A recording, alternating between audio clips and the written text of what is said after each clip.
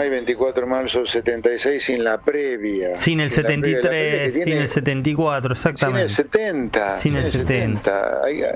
Es importante recordar que cuando Perón vuelve al país en el 73, vuelve con la decisión de aniquilar directamente a montoneros y a los movimientos terroristas. Claro. Él tenía en la cabeza eso. O sea, no hay un 24 de marzo sin la previa, que a nosotros nos han hecho creer que el 24 de marzo apareció como una especie de plato volador acá, como la deuda externa, y me hicieron creer que es un plato volador. No, la deuda la tomaste porque tenías déficit.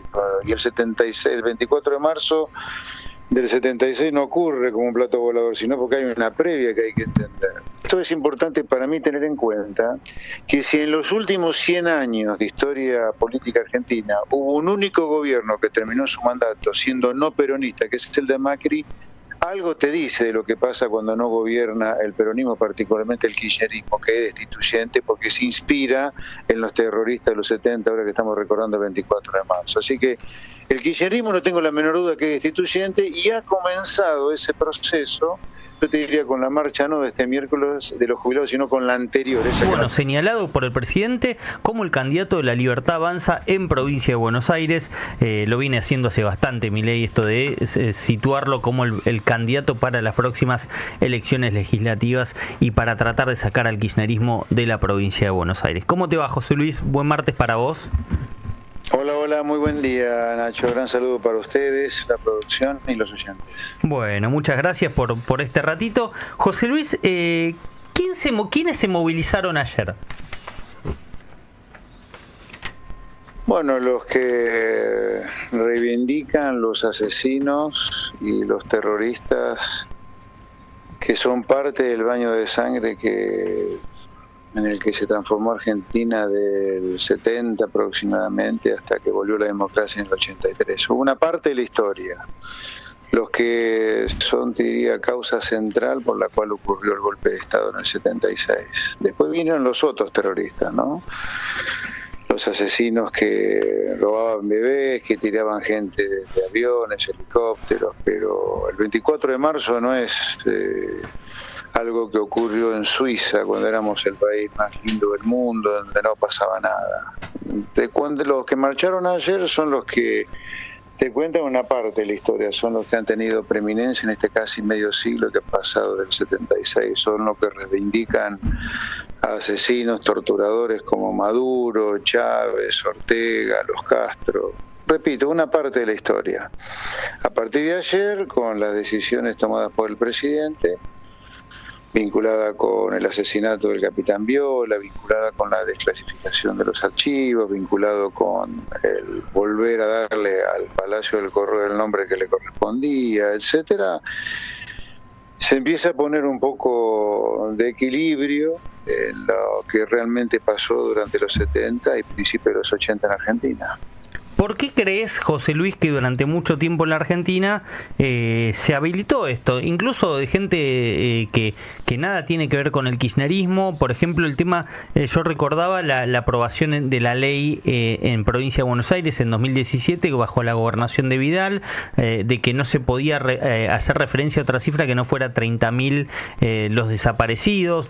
Nadie puede tildar a Vidal de kirchnerista, pero sí, efectivamente, que durante mucho tiempo este sector político que fue el kirchnerismo tuvo la hegemonía del discurso e incluso psicopateó o forzó a que muchos que nada tenían que ver con el kirchnerismo terminaran encorsetados en no poder decir lo que se pensaba realmente sobre lo que había ocurrido en aquellos años.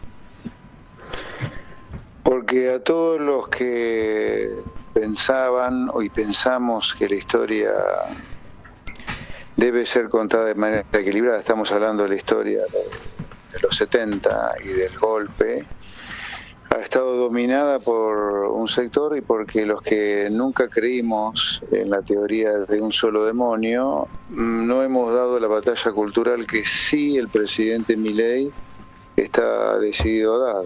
El presidente Milei lo ha dicho claramente, para él hay tres módulos dentro de su gobierno: la economía, la gestión política, o sea, la gestión, la política en segundo lugar, y en tercer lugar la batalla cultural, porque los que estamos con los patitos alineados y somos gente de buena fe, de laburo, emprendedores, estudiantes, etcétera, no le hemos dado la importancia que sí tiene la batalla cultural, y la izquierda se encargó de manera muy prolija de continuar con esa batalla, a pesar de su fracaso absoluto con la caída del muro de Berlín en el año 89, ¿no? A pesar de eso se han metido, después de la caída del muro, en todos lados, y con lo que pasó con el golpe de Estado, ni hablar. Medio siglo escuchando una sola campana, que por si fuera poco, encima campana que la han degradado por completo el kirchnerismo, ¿no? Con sus curros, con sus sueños compartidos, con los Kirchner huyendo de La Plata apenas sonaron los primeros tiros en los 70, hacer negocio con los militares, con la 1050,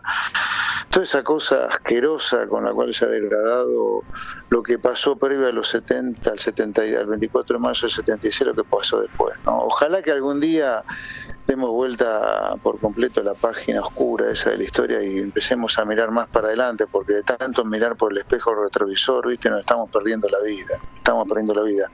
Dejemos el 24 de marzo como un hito horrible sobre el cual hay que reflexionar más que festejar, sobre lo que pasó antes del 24 de marzo y lo que pasó después del 24 de marzo. Acá hasta ahora se ha hecho énfasis solo en una parte de lo que pasó después del 24 de marzo. Nunca se habló demasiado de lo que pasó después del otro lado del 24 de marzo, y ya prácticamente han sido santificados los asesinos que estuvieron antes del 24 de marzo del 76, ¿no? Claro. José Luis, ¿por qué hablaste de que todavía se mantienen algunos curros de los derechos humanos?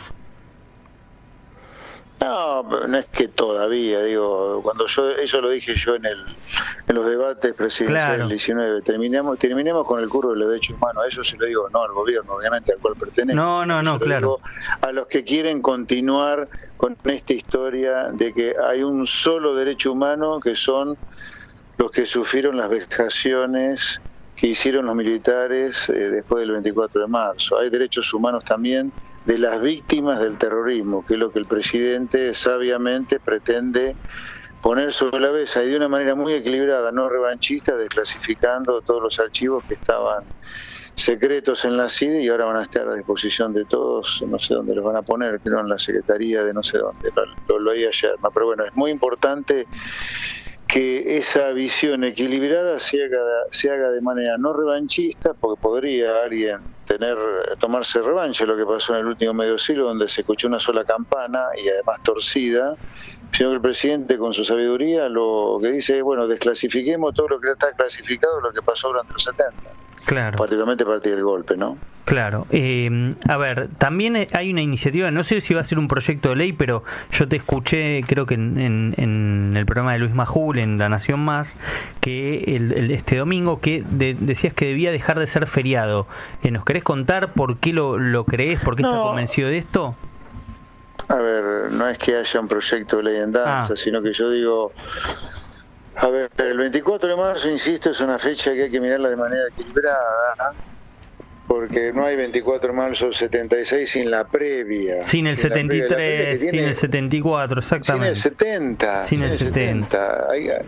Es importante recordar que cuando Perón vuelve al país en el 73, vuelve con la decisión de aniquilar directamente a montoneros y a los movimientos terroristas. Claro. Él tenía en la cabeza eso.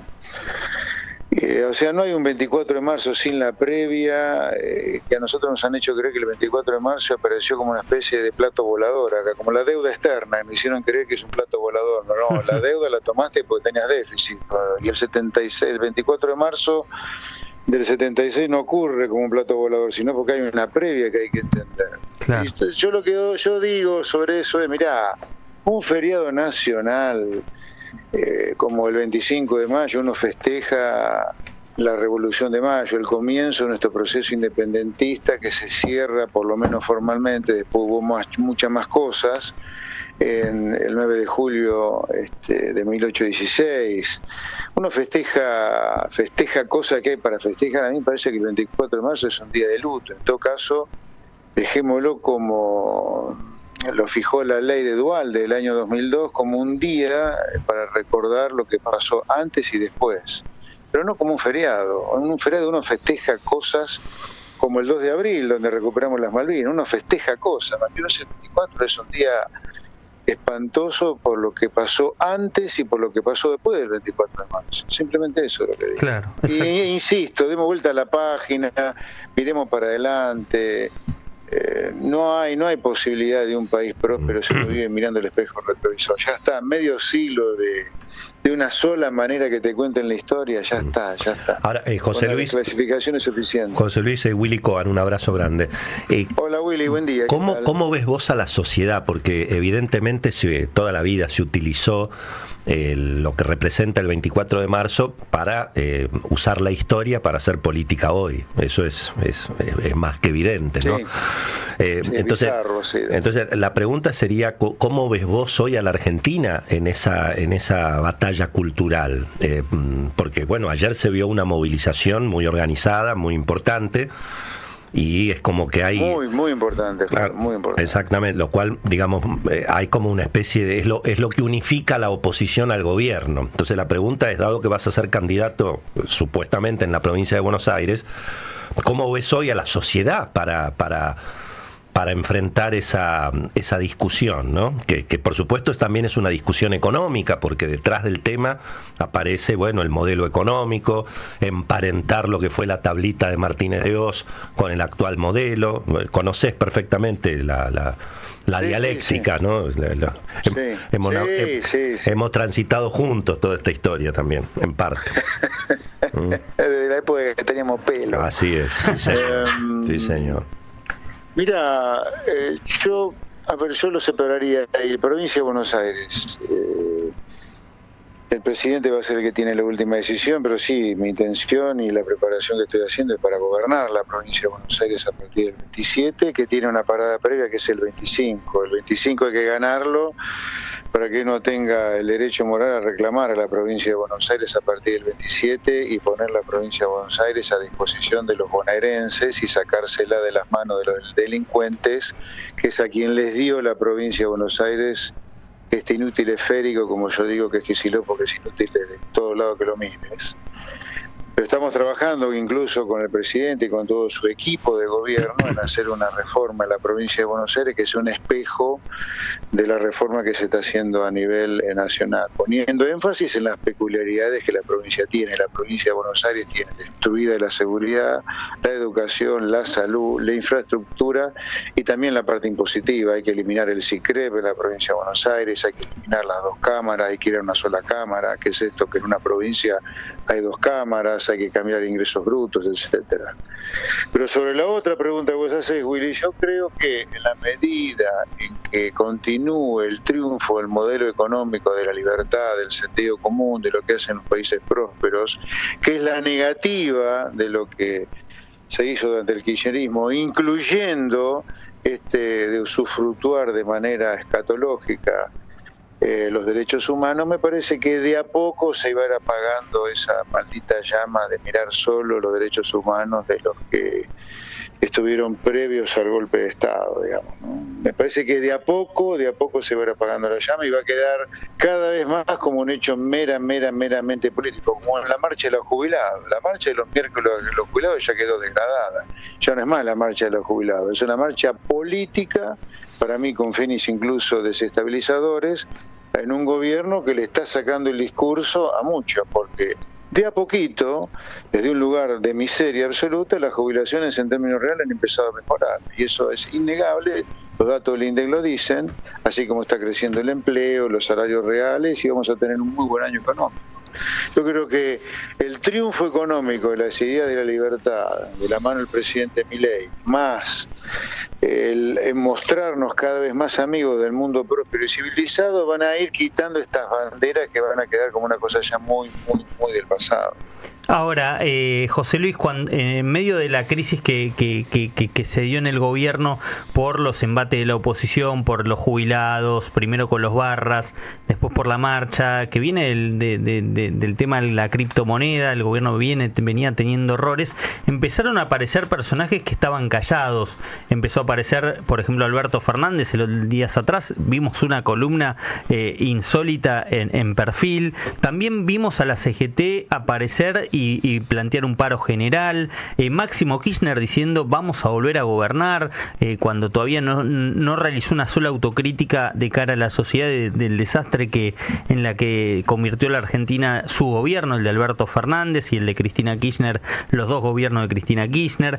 Es decir, ¿qué pasó para que volvieran a escena estos personajes, ¿no? Que estaban muy callados y que estaban casi a la defensiva y de repente pasaron a la ofensiva? ¿Es porque hubo errores de ustedes? ¿Porque se envalentonan teniendo en cuenta la campaña electoral, entonces embarullan y quieren engañar a la gente? ¿Por qué están reapareciendo personajes que hasta hace muy poco, durante el año pasado, por ejemplo, estaban callados casi con vergüenza? Bueno, a ver, yo no tengo la menor duda que nosotros como La Libertad Avanza hemos convertido errores. Yo creo de todas maneras que los trapitos sucios se lavan en casa, pero los errores se han visto públicamente, así que son cosas que tenemos que corregir. Sin duda que esos errores que hemos cometido han dado pie, no son la causa, pero son el disparador para que una parte de la oposición, estoy hablando del kirchnerismo, esa cosa escatológica del movimiento político que es el kirchnerismo, se sienta con fuerzas como para por lo menos empezar a hacer algunos debates. Dicho esto, porque a mí me gusta empezar a reconocer los errores que uno comete, así como agradecer a quienes te ayudan, creo que es lo que uno primero debería hacer cuando le toca hablar. Dicho esto, insisto, porque me parece importante que lo primero que uno haga es agradecer a los que lo ayudaron en el triunfo y reconocer los errores cometidos, aunque creo que los trapitos sucios hay que lavarlos en casa. Porque la sociedad está esperando otra cosa de nosotros, como La Libertad Avanza, está esperando políticos que realmente estén conectados con los problemas de la gente y no dar espectáculos. Dicho esto, es importante para mí tener en cuenta que si en los últimos 100 años de historia política argentina hubo un único gobierno que terminó su mandato siendo no peronista, que es el de Macri, algo te dice de lo que pasa cuando no gobierna el peronismo, particularmente el kirchnerismo, que es destituyente porque se inspira en los terroristas de los 70, ahora que estamos recordando el 24 de marzo. Así que el kirchnerismo, no tengo la menor duda que es destituyente, y ha comenzado ese proceso, yo te diría con la marcha no de este miércoles de los jubilados, sino con la anterior, esa que no termina del todo bien. La última marcha fue conjurada de manera muy sabia por la ministra de Seguridad, Patricia Bullrich, pero a partir de los errores no forzados, ellos sienten que empiezan a tener derecho a empezar a plantear algunas discusiones, y eso es lo que vamos a tener. Yo creo que no hay duda que ha comenzado un proceso, yo diría destituyente para mí, y que no van a poder lograrlo, no lo van a lograr porque a nosotros nos va a ir muy bien en la elección del año 25 y ni hablar en el 27 nos va a ir cada vez mejor porque este modelo está triunfando, porque es de todo sentido común lo que estamos haciendo, y la pelea va a ser cada vez mayor porque si este modelo continúa triunfando como está triunfando, el modelo de la libertad, del sentido común, hay una clase política virgen de quit, pues no laburaron en su puta vida en el sector privado, sino que toda la vida se la han laburado de los impuestos de la gente de políticos, que se van a tener que dedicar a buscar un trabajo digno. Así que esa pelea, por una cuestión de supervivencia nada más, por una cuestión darwiniana, sí, se va a dar. Pero se inició un proceso destituyente, dijiste, subrayo eso, se inició un proceso... Sí. Subrayalo porque lo digo con total conciencia, absolutamente. Ahora, profe, recién... Que vos a las pocas semanas hayas transformado una marcha de jubilados en una marcha como la que fue la anterior de la anterior, lo que pasó incluso con el Twitter mío, donde me hackean la cuenta, el primer tweet que aparece vinculado con la cripto para ensuciar una persona muy cercana al presidente, candidata en la provincia de Buenos Aires, no hay duda, y las declaraciones incluso, ¿no? Hay muchos que no ocultan, como Grabois, su deseo de que el gobierno se caiga, claro. O lo ha dicho, ¿no? Sí. No, digo que dejás picando un tema a propósito de cómo le va a ir al gobierno en las elecciones y el modelo económico, y te tengo que preguntar si no estás preocupado por, estos movimientos que hemos visto en el mercado, esta discusión que hay respecto de las reservas, si el gobierno va a tener que modificar eventualmente aunque sea gradualmente, el régimen cambiario, si eso no puede poner en riesgo, desde tu punto de vista, y bueno, uno de los principales activos con los que va a llegar el gobierno a las elecciones. ¿Cómo ves eso, José Luis? Mira, a ver, varias cosas sobre esto. En términos de lo que el gobierno va a hacer, el gobierno no va a devaluar. Eso la gente que nos está escuchando tiene que tener total tranquilidad. No hay nada, ningún apunte en el gobierno que diga que la política cambiaria va a cambiar. No, esto va a seguir como hasta ahora, que nadie espere ninguna cosa rara, nueva en el año 2025, no hay nada. En segundo lugar, yo admito, porque soy un economista es un científico, la economía es una ciencia, en la ciencia se discuten cosas. Yo admito que puede haber discusiones sobre la política cambiaria, lo que está haciendo el gobierno con las reservas, o lo que va a hacer con las reservas, pero sobre el tema cambiario yo te diría, cuando uno toma lo que la academia a nivel internacional analiza para ver si hay atraso cambiario, yo te diría, yo no veo un desequilibrio interno entre inflación y desempleo y uno externo en el déficit en cuenta corriente que amerite decir que hay atraso cambiario. Yo creo que no lo hay, por eso que el gobierno no va a devaluar. Y sobre las reservas, sí, el presidente ha dicho que a partir del 1 de enero del año que viene se termina con el cepo, pero si tenemos fondos frescos de parte de un combo, Banco, Fondo Monetario, Banco Interamericano de Desarrollo, Banco Mundial, dinero fresco, o sea, dinero por encima de los vencimientos de capital que hay este año, que en el caso del fondo son nulos, bueno, la liberación o la finalización del cepo se va a anticipar.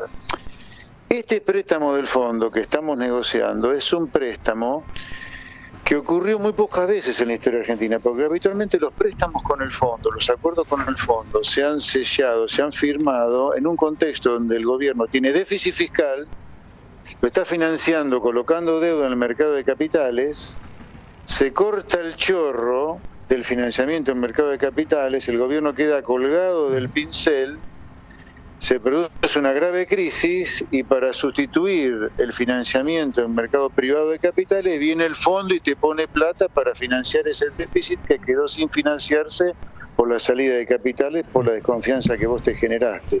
Este no es el caso. Este es un caso donde el gobierno, con superávit fiscal, desde el primer día de gobierno, decide un acuerdo con el fondo. ¿Para qué? Para hacerse de reservas, además para refinanciar los vencimientos de capital, pero para hacerse de dinero fresco, reservas cash, reservas líquidas. ¿Para qué? Para dos cosas. Una, respaldar con moneda dura el dinero emitido por el Banco Central, que ya consideramos que lo hemos puesto en un nivel de equilibrio entre lo que se ha contraído de dinero en términos relativos por el superávit fiscal. Para que tenga más respaldo, para que la gente tenga más confianza en el peso y para que la tasa de inflación continúe bajando a partir de, si no es marzo, se abre en mayo. Y la otra cosa es para terminar con el cepo antes de lo que el presidente se plantó, que es el 1 de enero del año que viene. Para las dos cosas nos estamos endeudando. Ahora, que quede claro, la manera correcta de mirar un endeudamiento externo de un país, o cualquier endeudamiento, es mirarlo en términos netos. No es lo mismo que vos te endeudes para financiar déficit fiscal o tu viaje a Miami puesto en términos privados, a que te endeudes para comprar una máquina o para hacerte de reservas para fortificar tu peso. Eso es lo que estamos haciendo. Por lo tanto, acá no hay aumento de la deuda externa neta. ¿Por qué? Porque te estás endeudando con un extranjero, que es el fondo, pero para hacerte de una moneda que emite un extranjero, que es la Reserva Federal de Estados Unidos. Entonces, en términos netos, este país se endeuda con un extranjero, que es el fondo, pero se queda con dólares si hubiera dinero fresco, cosa que no tengo duda que lo va a haber, que es la moneda que emite este extranjero, que es el Banco Central de los Estados Unidos, conocido como Reserva Federal. Y esos dólares los vamos a usar para fortificar el peso y seguir con el proceso de caída de la inflación y salir del cepo lo más rápido que se pueda. Clarísimo. José Luis Espert, gracias por este ratito, casi placer, 25 chicos. Minutos de nota, gracias por este ratito. Un montón. En este martes, Gracias a usted. martes 25. Gracias, Abrazo. querido.